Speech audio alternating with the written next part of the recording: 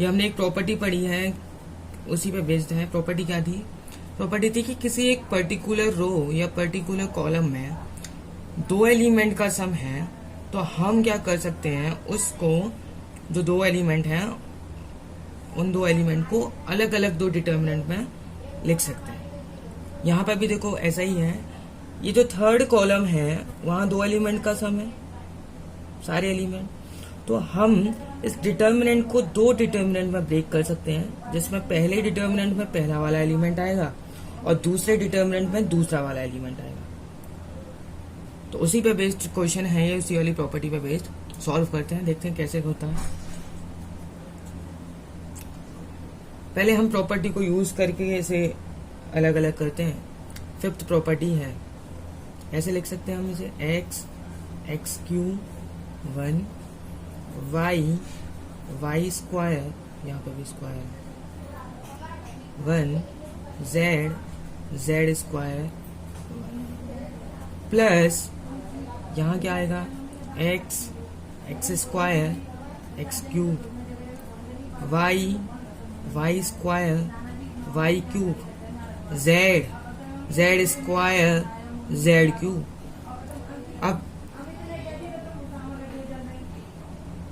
अब देखो x y और जेड कॉमन आ रहा है इस वाले डिटर्मिनेंट में। First row, second row, third row, x y z common ले रहा है। X by z common direct ले रहा हूं मैं, लिख नहीं रहा।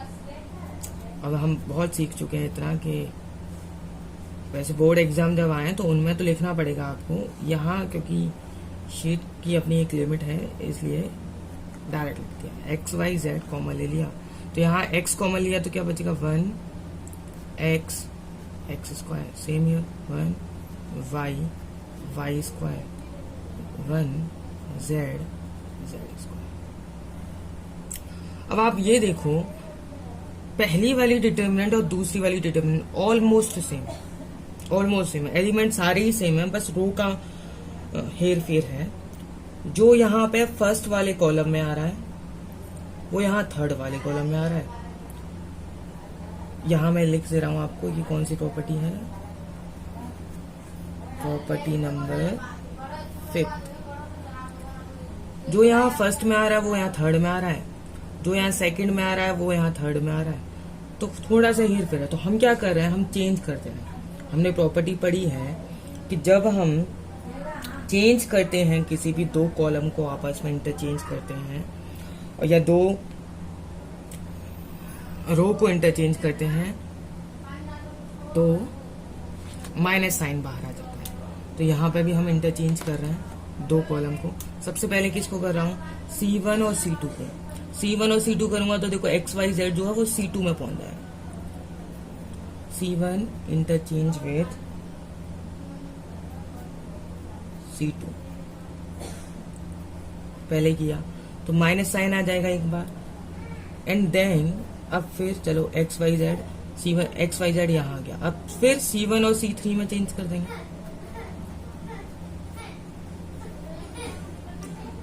तो आपको -1 का होल स्क्वायर आया। और ये डिटर्मिनेंट हमने चेंज किया, C1 को C2 में किया, यानी एक्स वाई जेड यहाँ आ गया। यहाँ दो ऑपरेशन मैंने एक साथ लगा दिया। आई नो मुझे नहीं लगाने चाहिए थे, पर कोई नहीं, क्योंकि शीट की लिमिट है इसलिए मैंने लगा दिया है। और फिर हमने क्या किया था, अच्छा C1 आ गया था यहाँ पे एक्स वाई जेड स्क्वायर, वो मैंने C3 की चेंज किया। ये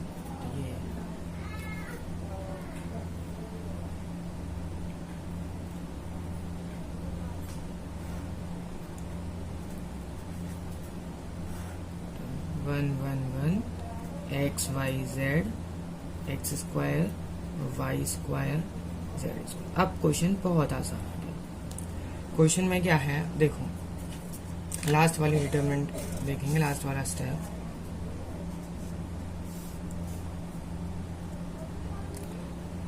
वन का स्क्वायर, ये तो 1 ही हो गया, -1 का स्क्वायर, इसलिए तो हमें कोई लेना देना ज्यादा है नहीं खास।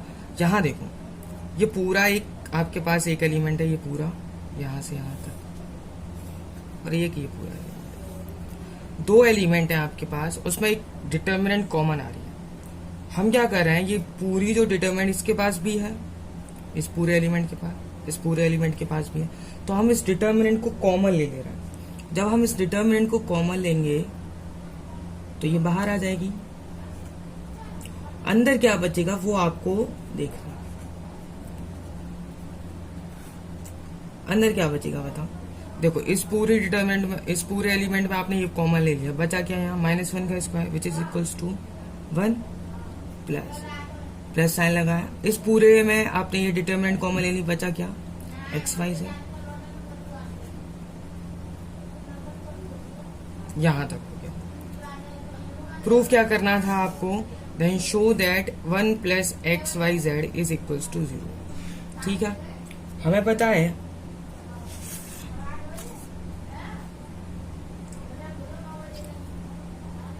इस पूरे डिटर्मिनेंट की वैल्यू किसके इक्वल है, 0 के इक्वल। अब हम इसे सॉल्व कर ले रहे हैं। सॉल्व करेंगे तो 1 1 1 तीनों आ रहे हैं हमारे पास, कॉलम में है तो रो को यूज करके 2 को 0 बना देंगे। R2 implies that R2 minus R1, ऐसे R3 implies that R3 minus R1। 0 बनाएंगे तो 1 0 0 x स्क्वायर, ये हो जाएगा y minus x z minus x, ये y square minus x square हो जाएगा, यानी y minus x y plus x, ये भी z माइनस एक्स और z plus x into 1 plus x y z is equals to 0। Solve करेंगे, पहले y minus x z minus x common ले लेंगे। कॉमन किस में से ले रहा है, R2 में से और R3 कॉमन ले लेंगे तो 1 0 0 x स्क्वायर, यहाँ क्या बचेगा 1 1 y plus x z plus x, 1 plus x y z is equals to 0। Solve करो, सॉल्व करेंगे तो क्या आएगा, देखो z minus x y minus x, determinant को सॉल्व करना आता है, मैं 1 के अलाउंग सॉल्व कर रहा हूँ। ऐड करेंगे एलिमेंट तो 1 into z plus x, z plus x minus 1 into y plus x, y plus x,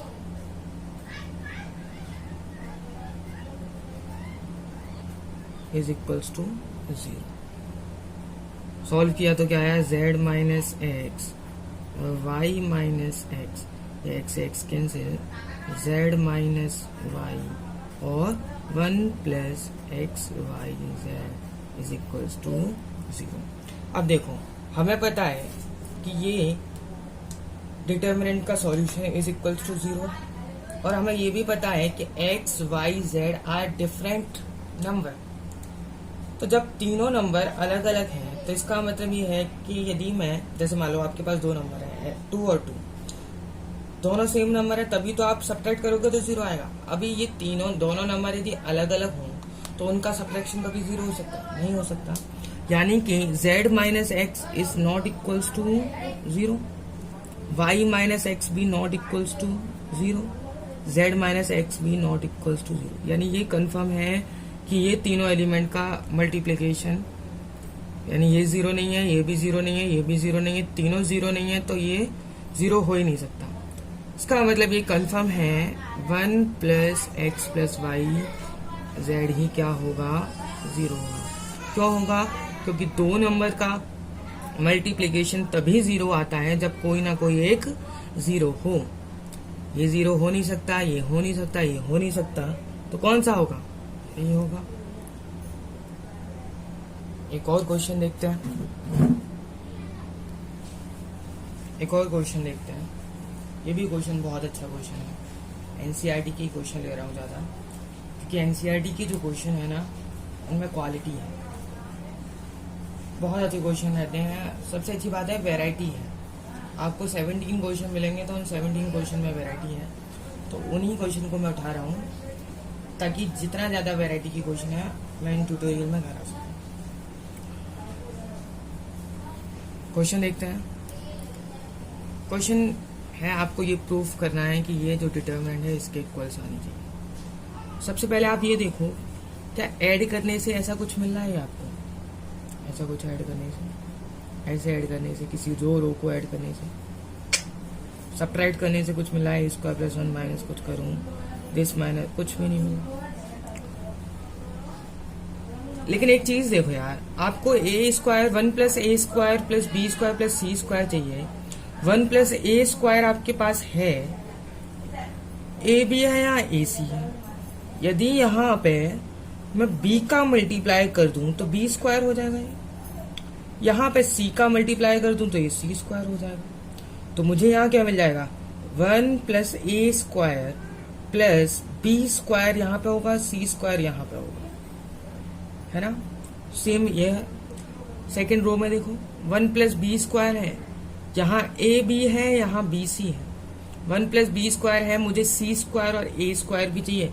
इसका मतलब सी का तो मैंने यहाँ मल्टीप्लाई कर दिया था, यहाँ मुझे ए का और करना पड़ेगा। इन सिंपल वर्ड यदि मैं देखूं बहुत अच्छी तरह तो मुझे ये पता चल रहा है कि मुझे कॉलम 1, कॉलम 2 और कॉलम 3 तीनों में अपनी तरफ से ए बी और सी का मल्टीप्लाई करना पड़ेगा। हमने कहा था डिटर्मिनेंट में शुरुआत में कि कभी कभी ऐसा होगा कि आपको सीधे ऐड करने से मिल जाएगा कॉमन, कभी कभी कुछ 2 रो 2 कॉलम को ऐड करने से, 2 रो या 2 रो कॉलम को सब्ट्रैक्ट करने से कॉमन मिलेगा।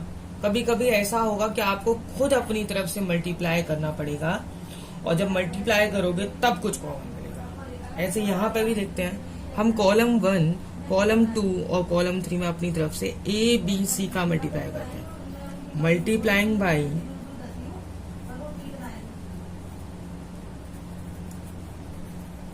A B c in C1, C2, C3 respectively. Respectively मतलब ए का C1 में, बी का C2 में, सी का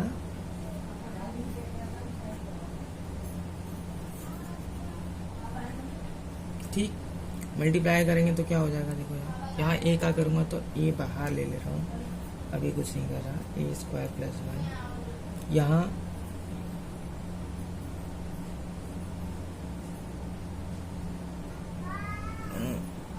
ए स्क्वायर बी, ए स्क्वायर, यहाँ क्या हो जाएगा, बी का किया a b square,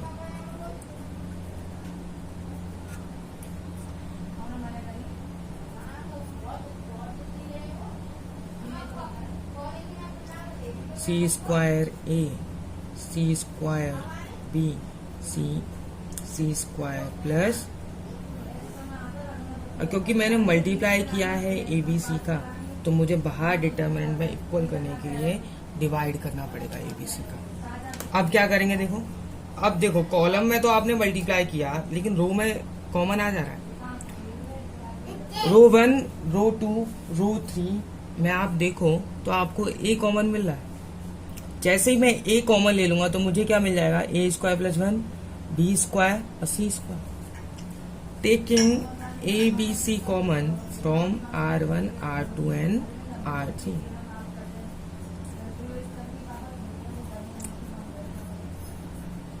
from R1, R2 and R3 common लेंगे तो A B C respectively upon A B C. A common लिया रो 1 से तो यहाँ क्या बचेगा, A square plus 1, B square, C square.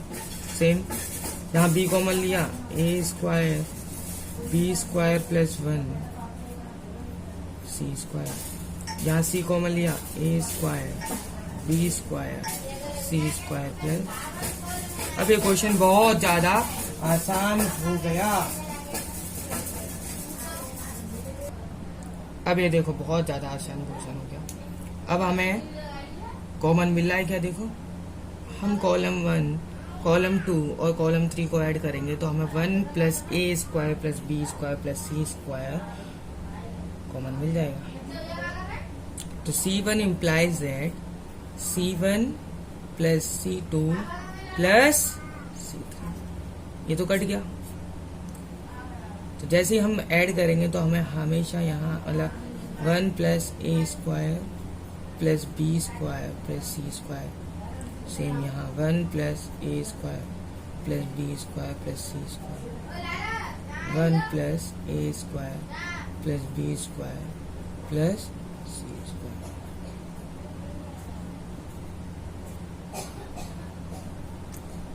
तीनों में आ रहा है, कॉलम 1 के तीनों एलिमेंट में। यहाँ जो बचेगा उसे छोड़ देंगे।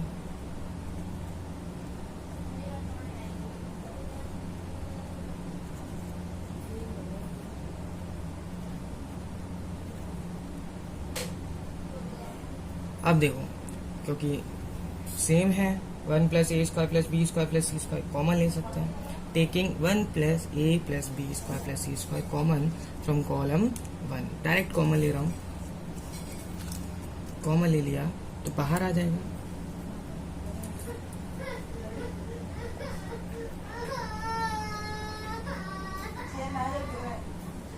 यहाँ क्या बचेगा? 1 1 1 B square plus 1 B square सी स्क्वायर प्लस।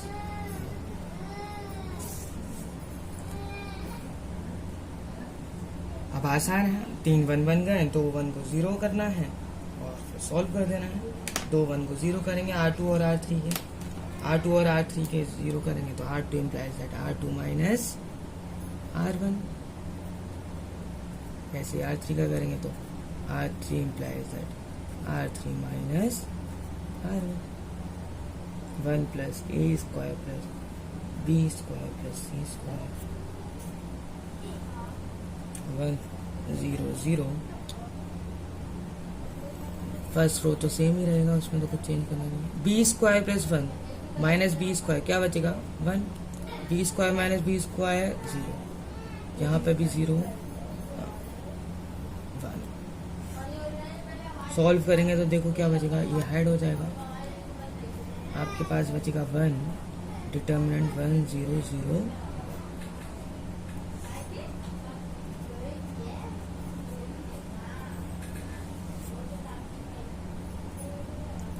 तो क्या आएगा? 1 प्लस ए square plus B square plus सी स्क्वायर। सॉल्व करने के बाद यही हमें प्रूफ करना था।